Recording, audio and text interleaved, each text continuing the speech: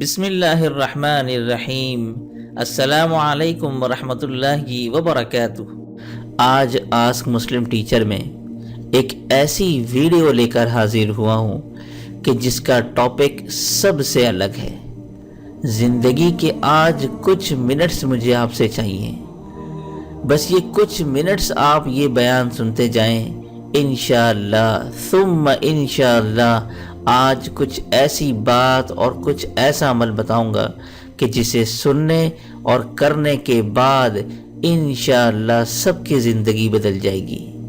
بس شروع کرنے سے پہلے گزارش کرنا چاہوں گا، جن حضرات نے چینل سبسکرائب نہیں کیا وہ سبسکرائب کر کے بیل کو دبا کر آج اپنی ذمہ داری پوری کرتے جائیں۔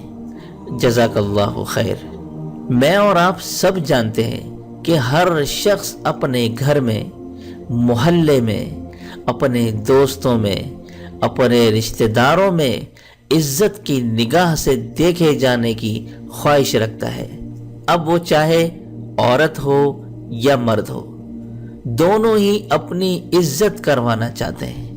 اور ہمیں اکثر یہی کمنٹ میں پڑھنے کو اور سننے کو ملتا ہے کہ گھر میں کوئی خاص عزت نہیں کرتا، اگر وہ بہن ہے تو بھائی ظالم ہے، ماں ظالم ہے، باپ ظالم ہے، اور اگر وہی بیوی ہے تو اس کا شوہر ظالم ہے، ساس ظالم ہے، نند ظالم ہے، اور اسی طرح اگر وہ مرد ہے تو گھر میں اس کی بیوی، ماں باپ کوئی عزت نہیں دیتے، بیوی شوہر کی تحقیر کرتی ہے، اور اگر وہی مرد باپ ہے تو اولاد اس کو رسوا کرتی ہے۔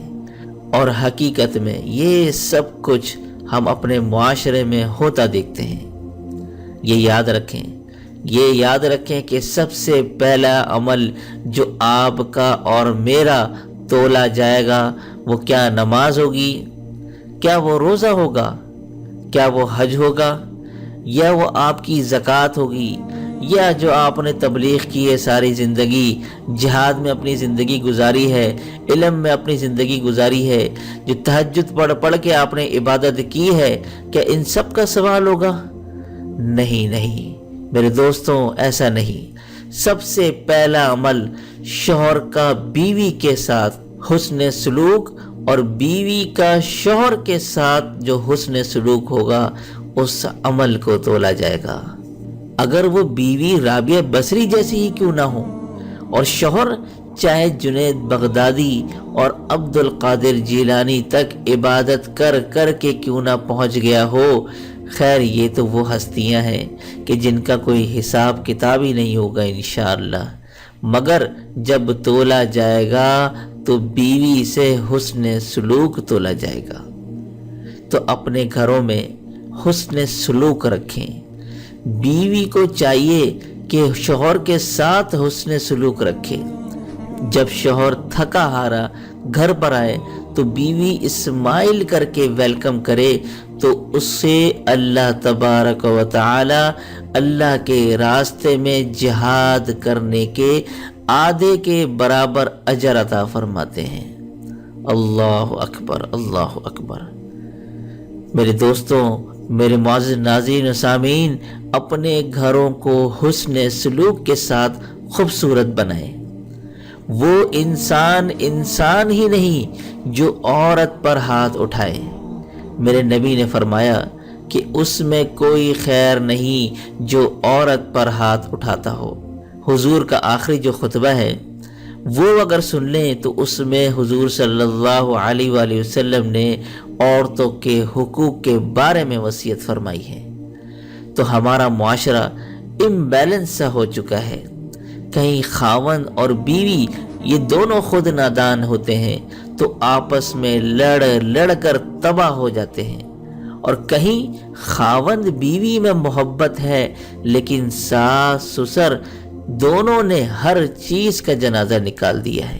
سسر اوپر تلوار لے کر بیٹھا ہوتا ہے اور ساس کا اپنا جبر ہوتا ہے، نند کا الگ جبر ہوتا ہے، کہیں بچے کے ماں باپ نے گھر برباد کیا ہوتا ہے تو کہیں بچی کے ماں باپ نے گھر برباد کیا ہوتا ہے۔ ذلت اور رسوائی کے سوا کچھ نظر نہیں آتا۔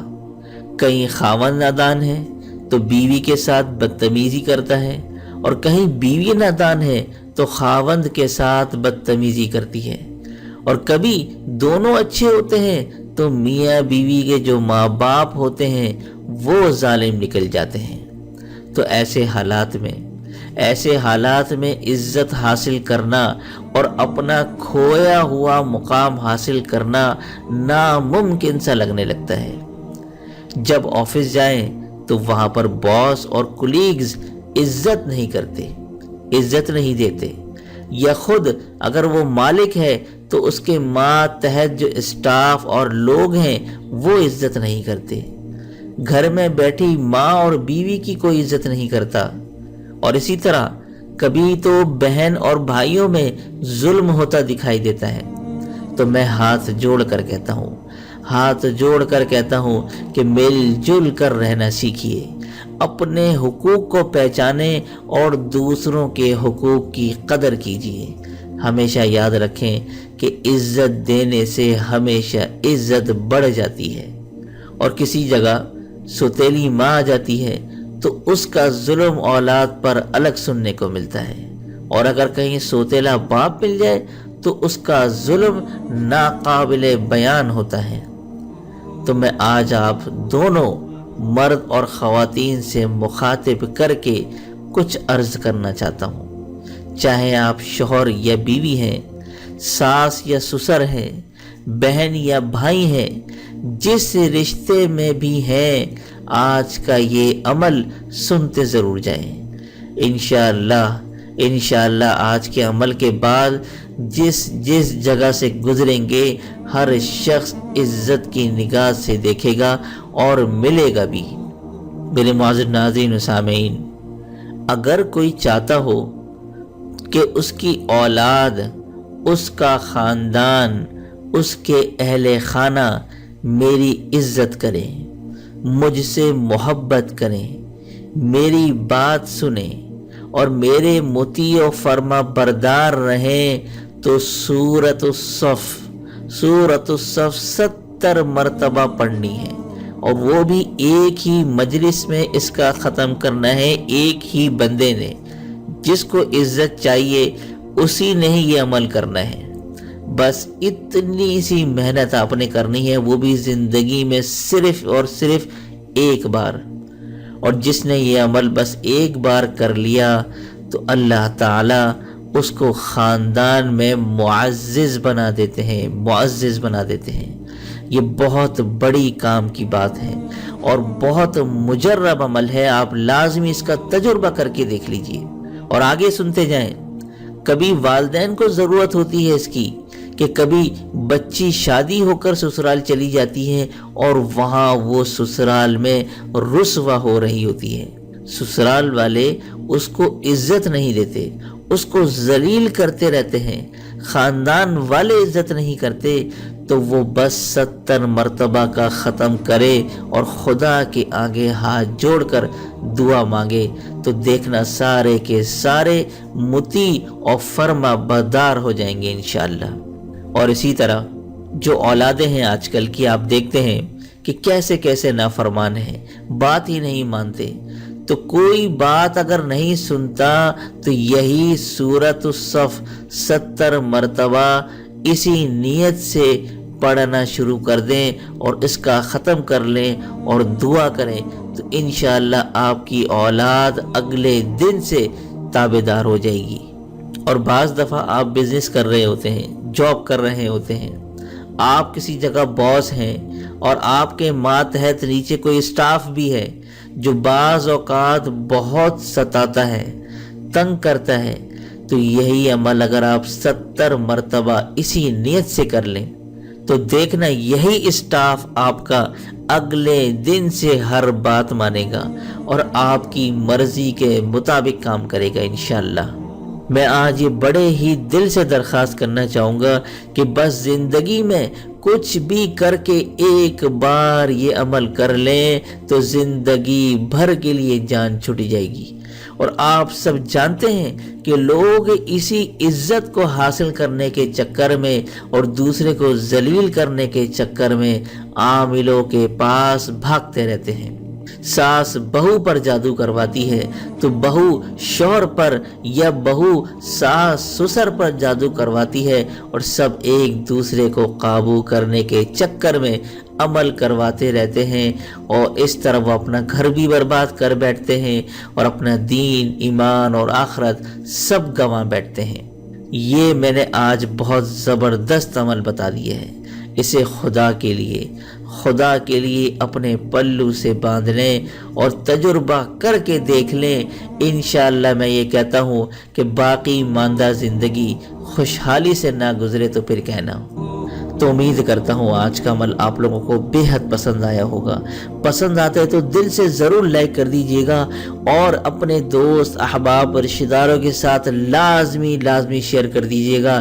کیا پتا کہ آپ کی طرح اور بھی کوئی پریشان حال ہو اور آپ کے شیئر کرنے سے اس کی زندگی سنور جائے۔ اور یقین جانیں اسی سپورٹ کی ہمیں بڑی سخت ضرورت ہوتی ہے، اور کیا معلوم اللہ تعالیٰ آپ کی اس نیکی کے ذریعے سے آپ کے بگڑے کام بھی سنوار دے۔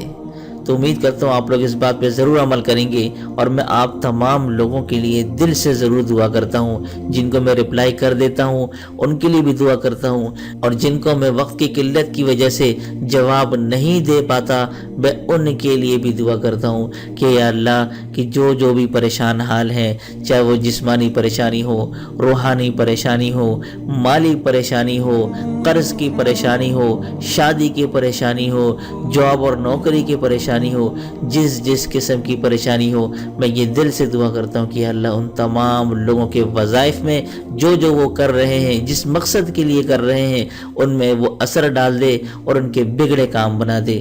تو میں اور آپ ایک دوسرے کے لیے دعا کریں گے تو اللہ تعالیٰ میرے اور آپ کے حق میں بہت جلد دعا قبول فرمائیں گے۔